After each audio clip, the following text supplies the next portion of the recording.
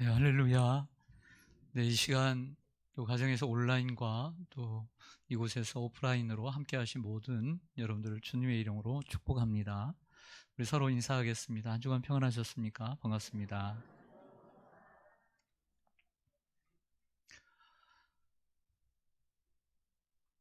저희 부모님은 사남매를 두셨는데 이남 이녀입니다. 저희 큰형님이 있고 누님이 있고 제가 있고 여동생이 있습니다. 이 누나와 여동생이 두 자매인데 두 자매는 얼굴도 판이하게 다르게 생겼고 그에 맞게 또 성격도 완전히 다릅니다. 근데 저희 아내 형제는 오남매인데 이남 삼녀입니다. 세 자매가 있는데 위로 두 언니가 있어서 세 자매가 생긴 걸 보면 거의 좀 비슷합니다. 아, 자매일 것 같다. 그런데 그래도 성격은 조금씩 다 다릅니다. 여러분들의 형제들은 어떻게 되십니까? 그리고 얼굴은 좀 도싱하십니까? 아니면 얼굴은 비슷한데 성격이 많이 다릅니까? 얼굴은 조금 비슷해도 성격이 똑같은 형제 자매는 없을 것입니다. 그래서 그 성격 때문에 지나온 형제의 역사를 돌아보면 원치 않는 형제의 난도 일어났을 것입니다. 그 성격 때문에 갈등을 일으키고 사소한 말다툼으로 감정을 많이 상하고 형제가 아니었으면 얼굴 안 보고 사는 형제들도 생겨났을 것입니다. 그러나 형제는 가장 어려울 때를 위해 존재하는 것입니다. 그래서 형제의 소중함을 그럴 때 느끼게 되면서 형제 간에 또 동기 간에 우애를 다시 다지게 됩니다. 이 성경은 오래전에 기록된 하나님 말씀입니다. 구약에서 1500년 동안 그리고 1세기 당시에 100년 동안 그래서 1600년 동안 쓰여졌고 또한 지금으로부터 2000년 전에 쓰여진 고서입니다.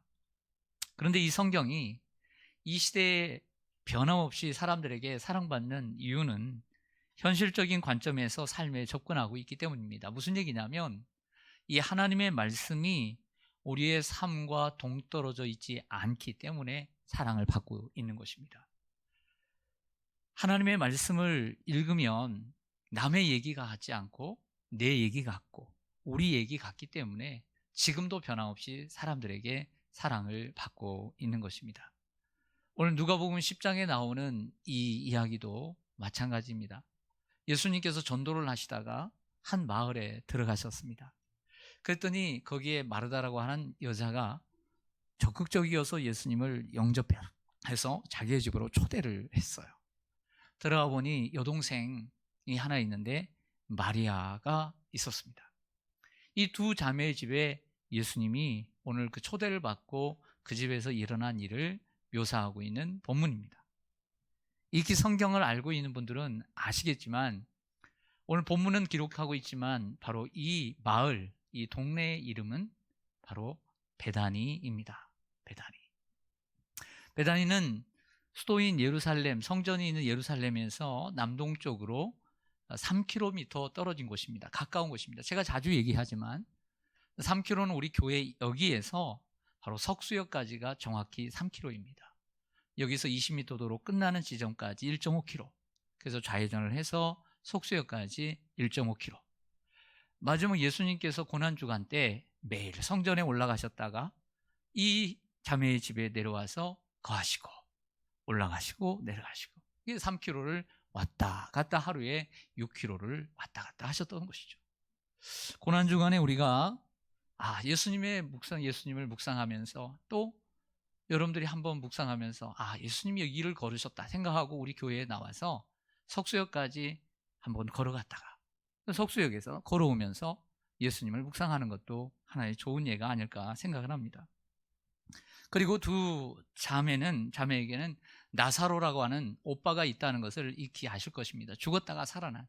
그러나 성경은 이러한 그 동네 이야기나 오빠의 이야기를 전혀 하고 있지 않습니다. 그 이유는 오늘 이 사건이 일어난 장소가 중요한 것이 아니라 이 사건이 주는 의미가 더 중요하기 때문입니다. 또한 굳이 오빠 나사로의 이야기를 이 자리에, 그 오빠가 없었던 자리에 오빠 이야기를 넣으면 사람들의 생각이 거기에 가기 때문에 그럴 필요 없이 이 두 자매에게 집중시키기 위한 것입니다. 오늘은 예수님과 두 자매의 이야기를 해보겠습니다. 자, 먼저 오늘 누가는 먼저 마리아에게 오늘 초점을 맞추고 있습니다. 오늘 39절을 좀 보시면요, 그에게, 즉 마르다에게 마리아라 하는 동생이 있어 주의 발치에 앉아 그의 말씀을 듣더니. 아멘. 여기서 의문되는 것은 항상 물음표를 던지고 찾아야 합니다. 주의 발치라고 하는 말은 우리가 이를 빼는 것도 발치이지만 우리들의 사람이 몸이 누워 있을 때나 혹은 앉아서 다리를 뻗고 있을 때 이 발의 끝부분을 가리켜 발치라고 이야기를 합니다. 그래서 다른 성경에 보니까 개역 한글판에서는 주의 발 아래 앉아 이렇게 번역을 하고, 표준 세번역에서는 주의 발 곁에 앉아서 말씀을 들었다고 얘기하고, 킹 제임스 버전 흥정역에서는 예수님의 발 앞에 앉아 말씀을 들었다, 이렇게 조금씩 단어를 바꿔서 얘기하지만 대동소이합니다. 예수님 앞에 앉아서 말씀을 주의 깊게 경청하고 있었다라고 설명할 수 있습니다. 그런데 누가복음 안에서 예수님의 발 앞에 앉았다거나 그리고 예수님 앞에 엎드렸다라고 하는 이러한 표현은 예수님께 대한 믿음의 행위로 나타납니다. 누가복음 8장 41절에 딸이 죽어가는 상황에서 회당의 지도자인 회당장 야이로가 예수님을 만나러 갑니다. 그 예수님을 만나서 그 발 아래 엎드렸다, 이 표현도 예수님께 대한 믿음의 행위를 의미하고 있습니다. 그러므로 오늘 본문에 예수님의 발 아래 앉았다는 것은 이 마리아가 예수님께 대한 믿음을 보여주고 있다라고 표현할 수가 있습니다. 또한 예수님의 발치에 앉아 말씀을 듣는 자세는 마치 제자가 스승인 랍비 앞에서 취하는 전형적인 제자도의 모습인 것이죠. 그래서 이것은 당시에는 어떤 일반적인 여인이나 이방인이나 사마리아인이나 병자나 함부로 랍비 앞에서는 가까이 나갈 수가 없었습니다. 그래서 여러분들 생각나시죠? 많은 사람들이 예수님께, 또 이런 여인들이, 또 죄인들이, 또 많은 환자들이, 또 사마리아 사람들이 예수님께 가까이 갈 때 제자들이 어떻게 했습니까? 어서 오세요 이랬습니까? 그렇지 않았습니다. 금했습니다. 가까이 오지 말라고. 즉 제자는 남자만 제자였고 여자는 거기에 해당이 되지 않았던 것이죠. 그러나 예수님은 뭐라고 말씀하십니까? 그들이 내게 오는 것을 금하지 말라라고 말씀하시면서 주님의 말씀은 가까이나 멀거나 다 들을 수 있는 말씀이라고 했던 것입니다. 자, 누가는 곧바로 카메라를 돌려 이번에는 분주한 마르다에게 향합니다. 한번 40절을 보시죠. 마르다는 준비하는 일이 많아 마음이 분주한지라 예수께 나아가 이르되, 주여, 내 동생이 나 혼자 일하게 두는 것을 생각하지 아니하시나이까 그를 명하사 나를 도와주라고 해주세요 라고 말을 했던 것이죠. 자, 오늘 본문에는 언급해주고 있지는 않지만 3명의 사람들만 이 가정에 있는 게 아닙니다. 저 문맥을 보고 그리고 본문의 정황을 보면 앞에 계속 이어지는 본문 속에서 제자들이 함께 예수님과 함께 했습니다. 그 제자들이 문 밖에 있지 않고 이 집에 들어와 있다는 것, 그리고 이 방에 마리아만 말씀을 듣고 있는 게 아니라 제자들이 그 방에 함께 있다는 것을 알 수가 있습니다.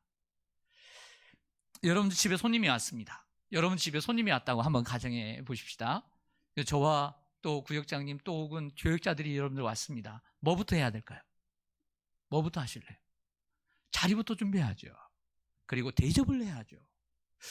주인이 귀한 손님을 대접하는 것은 아주 중요한 우리의 의무이고 책무입니다. 그러나 예나 지금이나 대체적으로 굳은 일은 큰언니가 합니까? 막내가 합니까? 누가 해요? 네. 다시 한번.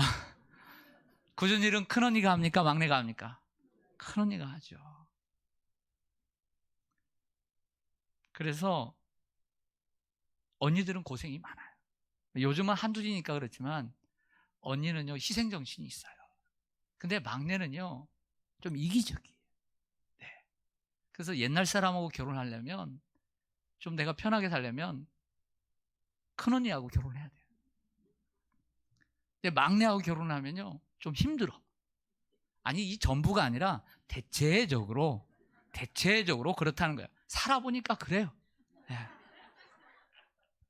여러분, 저는 둘째예요. 저희 형은 18살 위인데 나이가 들어서 더 들어서 생각해 보니까 형한테 미안해요. 어려운 가정의 형이 큰아들로 태어났다는 자체가 일단 어깨가 무거운 거예요.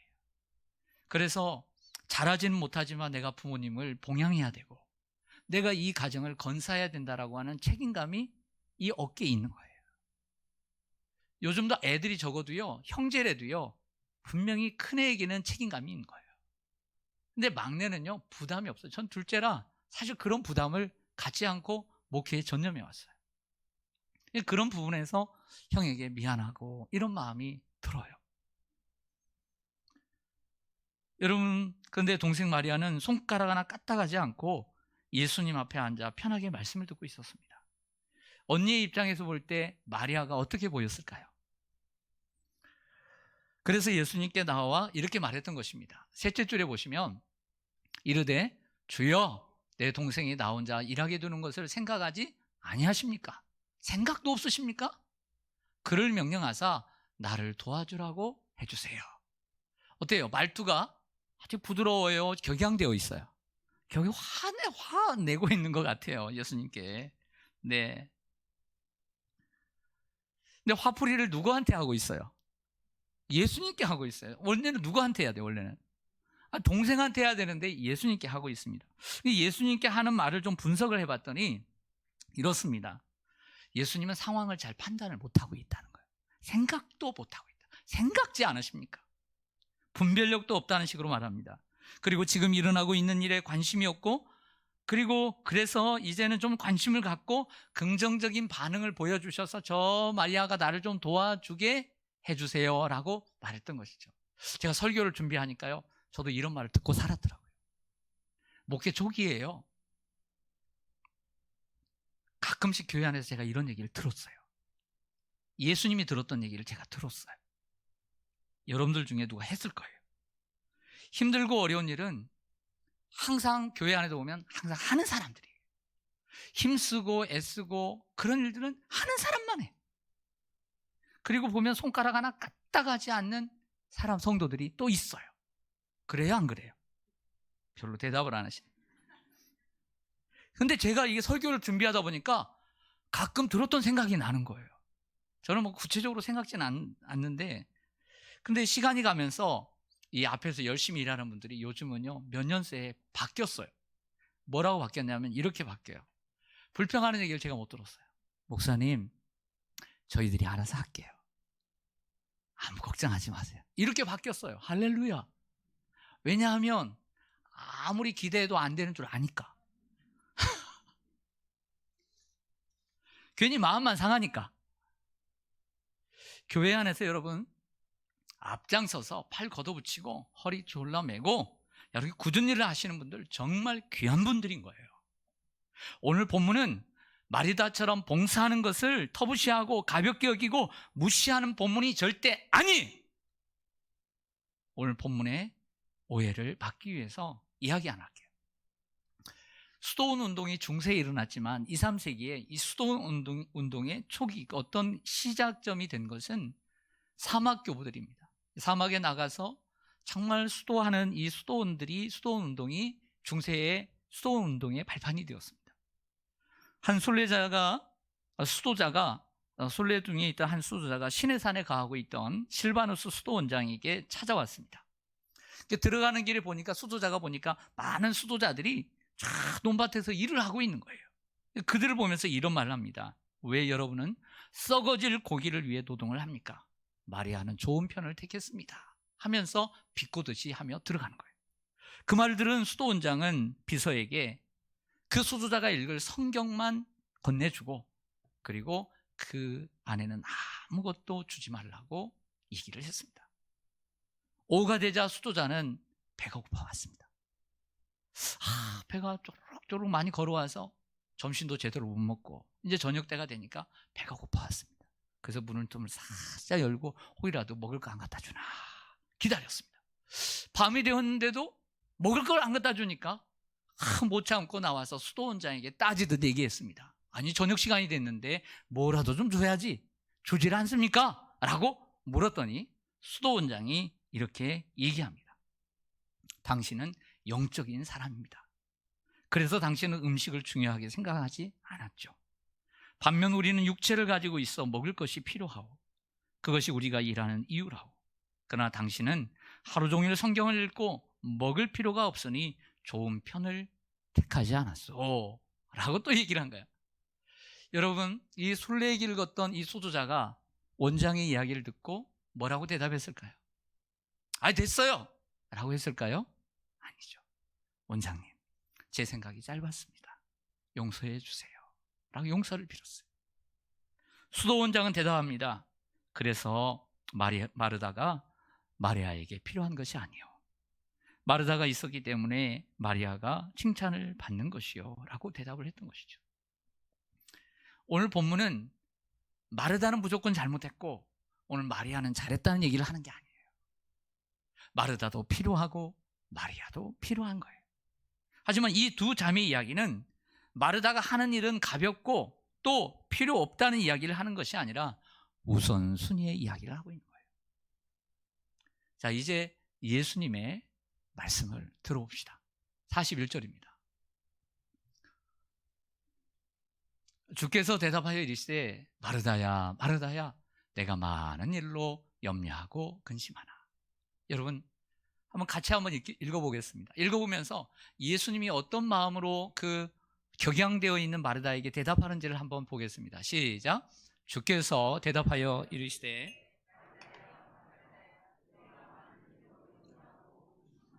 아멘. 어떤 것 같아요? 도리어 같이 화를 내신 것 같아요? 그렇지는 않은 것 같아요. 마르다야 마르다야 이름을 두 번 부르는 걸 보면 마르다에 대한 사랑과 애정을 표시하려고 했던 것 같아요.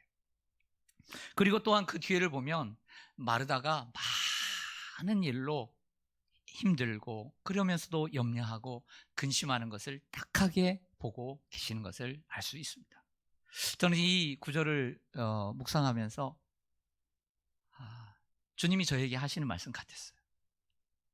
많은 일은 하지 않지만 여러 가지 일로 염려하고 근심하는 저에게 저의 이름을 부르면서 내가 많은 일로 염려하고 근심하고 있구나 라는 말씀으로 들었습니다.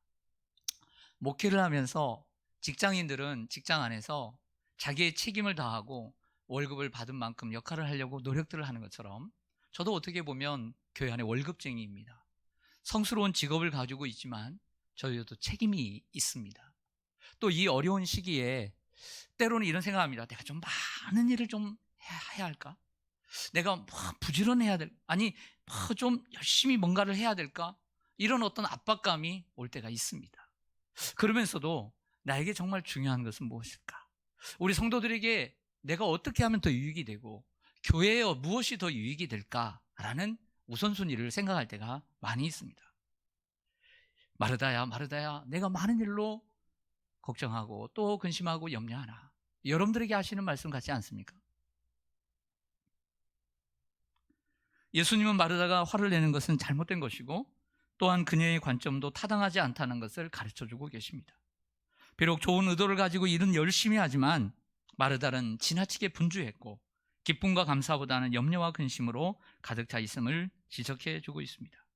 좀 전에 읽은 그 마르다를 설명할 때 마르다에게 카메라가 딱 가고 했을 때 뭐라고 설명하냐면 마르다는 하는 일이 많아 마음이 분주한지라 그랬어요. 이 분주한지라는 헬라어의 단어는요, 무엇에 의해서 끌려가는 것을 얘기해요. 그러니까 자기가 뭔가를 끌고 가는 게 아니라 많은 일에 끌려가고 있다는 것을 얘기합니다. 근데 성경을 자세히 보니까 많은 일로 분주한 게 아니에요. 많은 일이 분주한 게 아니라요, 오늘 성경을 자세히 보세요. 40절에 뭐냐면 마음이 분주한지라 그랬어요. 많은 일 때문에 분주한 게 아니라 그 많은 일로 인해서 마음이 분주해요. 마음이 늘 끌려다녀요. 마음이 염려와 근심으로 가득 차 있어요. 생각이 많아서 마음이 어수선하고 마음이 힘들다는 것을 가리킵니다. 여러분, 2022년 연초가 되었습니다. 연초가 되면 누구나 꿈을 꿉니다. 누구나 계획을 세웁니다. 한 번쯤은 소원을, 그리고 한 해의 소망을 품으려고 노력들 하죠. 여러분, 지난 한 주간, 새해 첫 주간 그렇게 보냈을 것입니다. 어떤 분은 어떤 특정한 목표를 정하고 마음이 단순해질 수도 있습니다. 하지만 반대로 분주한 분도 있을 것입니다. 많은 일이 있는데 뭘 해야 할까? 한 주간도 고민하면서 보낼 수 있습니다. 목적이 분명히 한 가지만 할 수도 있지만 하고 싶은 일도 많고 무엇을 먼저 해야 할지 마음이 어수선하고 끌려다니는 한 주간을 보내신 분도 있지 않을까요? 목표가 분명한 사람도 시작은 했지만 내가 이 일을 꾸준히 잘할 수 있을까? 좋은 결과를 낼 수 있을까 하며 염려하고요. 그러나 이것도 저것도 목표를 정하지 못하고 하는 분들은 더 염려합니다. 그러나 이렇게 말씀합니다. 너무 염려하지 말아라. 너무 근심하지 말아라. 왜? 한 가지만이라도 충분하다 라고 예수님 말씀하십니다.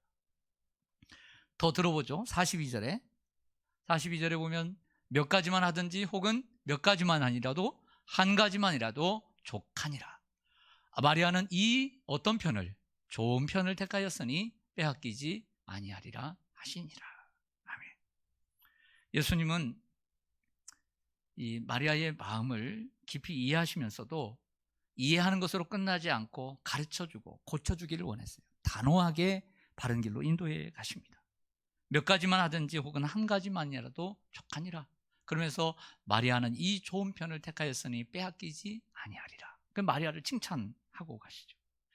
여러분들, 마리아의 칭찬이 있습니다. 마리아가 선택한 것은 무엇이기에 예수님이 칭찬했던 것일까요? 마리아가 선택한 것은 예수님의 발치에 앉아 예수님의 말씀을 주의 깊게 경청한 것입니다.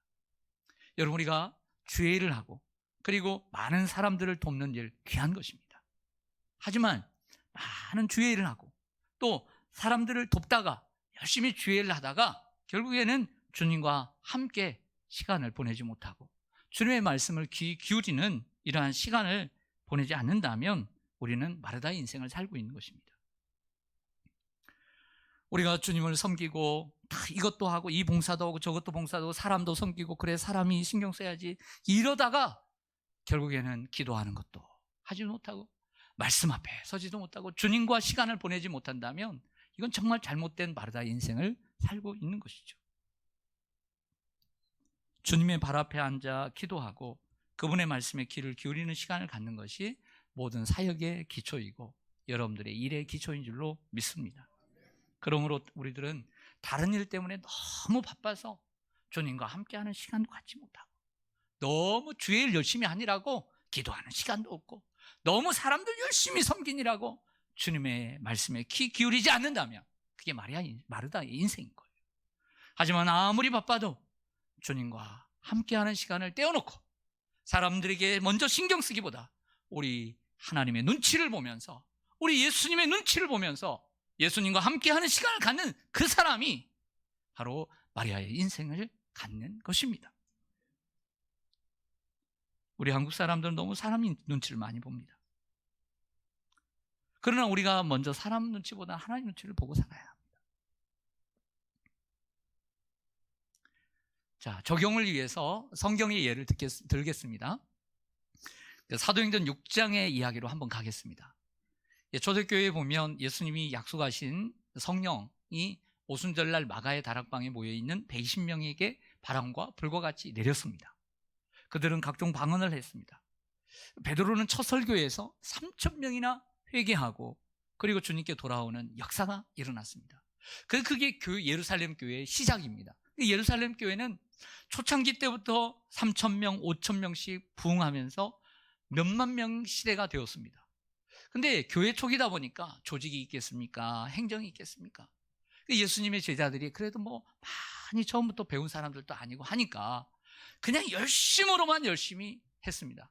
그래서 말씀도 신경 써야 되지만 너무나 사람들은 많고 바쁘다 보니까 이 사도들이 나가서 일도 하고 그래서 부엌에 가서 열심히 음식도 준비하고 구제하는 일도 섬기는 일도 봉사하는 일도 다 신경을 쓰다 보니까 교회에서 일이 터졌어요. 구제 일로 인해서 성도들이 서로 갈등하면서 싸우게 됐어요. 등을 지게 됐어요. 이 문제를 심각하게 받아들인 12 사도들이 하나님께 기도하면서 머리를 맞대었습니다. 문제의 원인이 뭘까? 발단이 뭘까? 이렇게 가서는 안 되겠다 생각하고 마음을 모아서 성도들을 다 같이 모으고 뭐라고 얘기합니까? 여러분, 이번 교회 일로 심려를 끼쳐드려서 죄송합니다. 이것은 우리 탓입니다.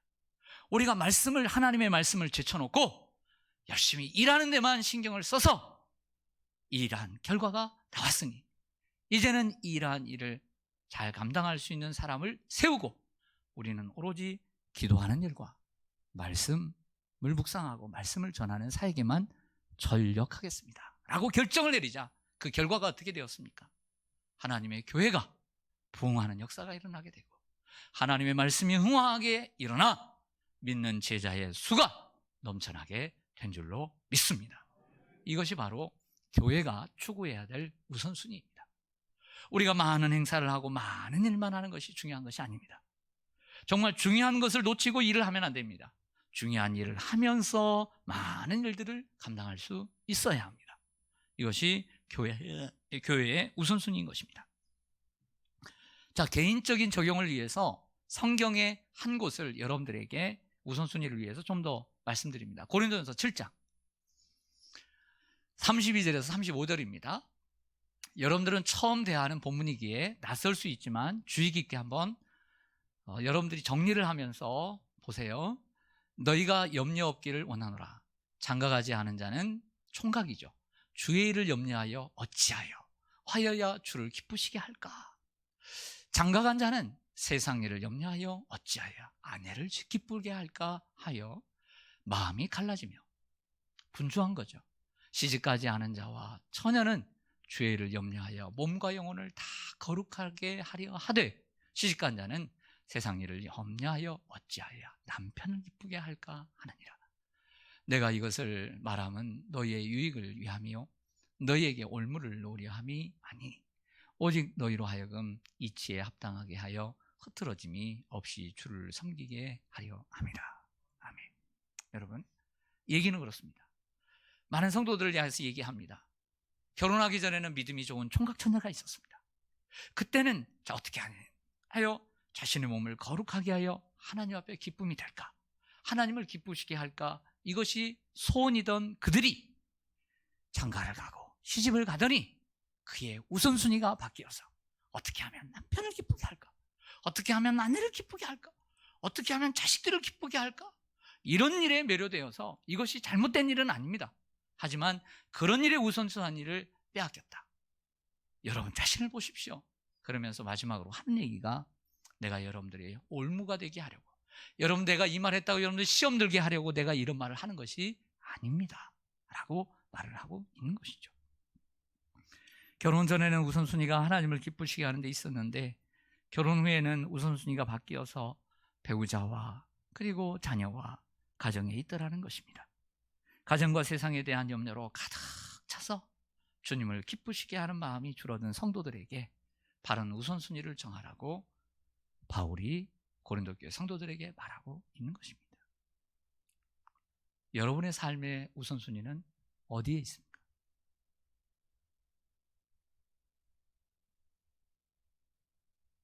현재 여러분들의 삶의 우선순위는 어디에 있습니까? 한 배에서 태어난 마르다와 마리아 두 자매의 우선순위가 달랐듯 오늘 여기 있는 우리들의 우선순위도 다를 수 있고 여러분들의 형제와 여러분들의 자매와 여러분들의 가족 구성원의 우선순위가 같으면 좋지만 다를 수도 있다는 것을 우리 먼저 인정해야 합니다. 여러분들은 주님을 기쁘시게 하는 것이 먼저 우선순위일지 모르지만 여러분들 집안에 있는 남편이나 아내나 형제나 자매는 혹 자식은 우선순위가 세상의 염려와 그 가정에 있을 수도 있지 않겠습니까? 그리고 여러분들도 그 잘못된 우선순위를 바꿔주고 싶지 않습니까? 그들의 잘못된 관점과 생각을 바꿔주고 싶지 않습니까? 우린 적어도 예수님의 사람이라면 그런 마음이 우리 가운데 있어야 합니다. 그리고 지혜롭게 그들을 바른 길로, 바른 우선순위로 이끌어야 될 줄로 믿습니다. 이것이 바로 선한 영향력이라는 것입니다. 미국의 시간관리 전문가가 하루는 초청을 받아 아이비리그 학생들에게 강연을 하게 되었습니다. 빈손으로 가지 않고 뭔가를 좀 와닿게 하려고 소품을 많이 가져갔는데 투명한 어항을 하나 가져오고 큰 돌들을 가져오고 작은 자갈들을 가져오고 모래들을 가져오고 물을 가져왔습니다. 그리고 묻습니다. 여러분, 이 어항에 이것들을 무엇부터 넣어서 어떻게 해야 이 어항에 가득 채울 수 있을까요? 라고 물었습니다. 일단 많이 이제 생각들 했겠죠. 뭐부터 넣어야 할까? 그러는 동안에 이 시간관리 전문가는 먼저 큰 돌을 먼저 그 어항 속에 하나씩 넣게 되었습니다. 한 5개 정도 들어갔습니다. 여러분 어때요? 꽉 찼습니까? 또 그 다음에 조그만한 주먹만한 작은 돌들을 또 자갈들을 넣기 시작했습니다. 사이사이에. 여러분 어때요? 가득 찼습니까? 또 이번에는 모래들을 거기에 부었습니다. 모래들을 천천히 부으면서 깨지지 않도록, 어항이 깨지지 않도록 흔들었습니다. 그 큰 돌과 작은 돌 사이에 다 빼곡빼곡하게 들어갈 수 있도록 흔들었습니다. 그래 가득 채웠습니다. 그리고 물병을 들어서 천천히 부었습니다. 스며 들어갈 수 있도록 꽉 차도록 좀 기다려줬습니다. 그리고 충만하게 채워졌습니다. 이 전문가는 학생들에게 물었습니다. 여러분, 내가 여러분들에게 뭘 가르치려고 한 것 같습니까? 근데 한 학생이 손을 듭니다. 시간관리 전문가니까. 네, 우리의 시간을 낭비하지 않고 짜투리 시간이라도 잘 챙겨서 열심히 공부하라고 주시는 교훈 아닙니까? 라고 대답하자 전문가는 나는 그 이야기를 하려고 하는 것이 아닙니다 라고 대답을 하죠. 내가 만일 모래를 먼저 어항 속에 먼저 넣었다면 이 돌들을 다 넣을 수 있겠습니까? 만약에 이 자그마한 자갈들을 먼저 넣었다면 이 큰 돌들을 넣을 수 얼마나 넣겠습니까? 여러분의 인생의 큰 돌은 무엇입니까? 지금 그 큰 돌을 넣지 않으면 다시는 되돌릴 수 없는 시간이 올 것입니다 라고 말했습니다.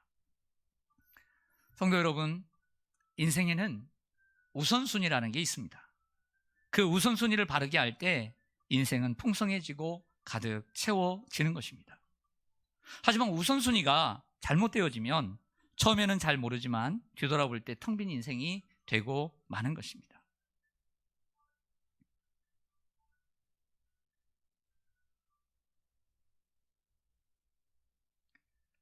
여러분, 인생에는 우선순위가 있습니다.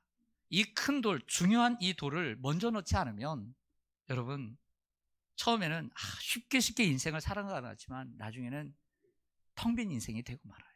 그러나 우선순위를 바르게 할 때 우리의 인생은 충만하고 풍성하고 그리고 가득 찬 멋진 인생이 되는 것입니다.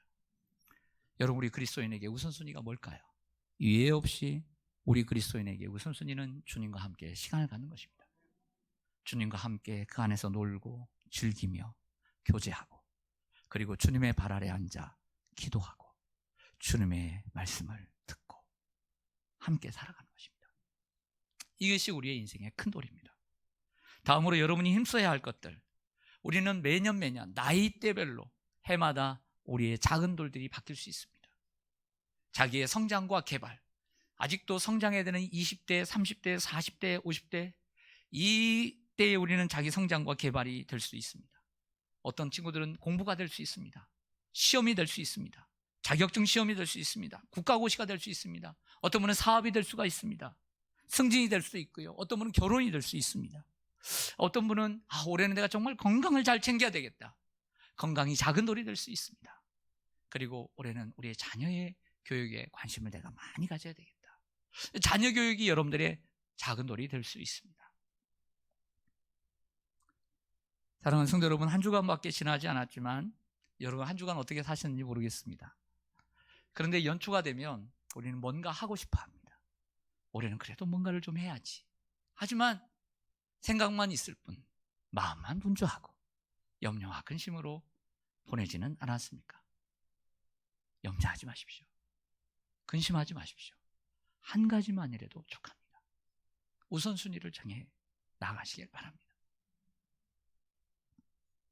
2022년 한 해를 살아가면서 우선순위를 바르게 해서 여러분들 출발하고 풍성하고 또 가득한 멋진 한 해를 사시기를 간절히 소망합니다. 아멘. 기도하겠습니다.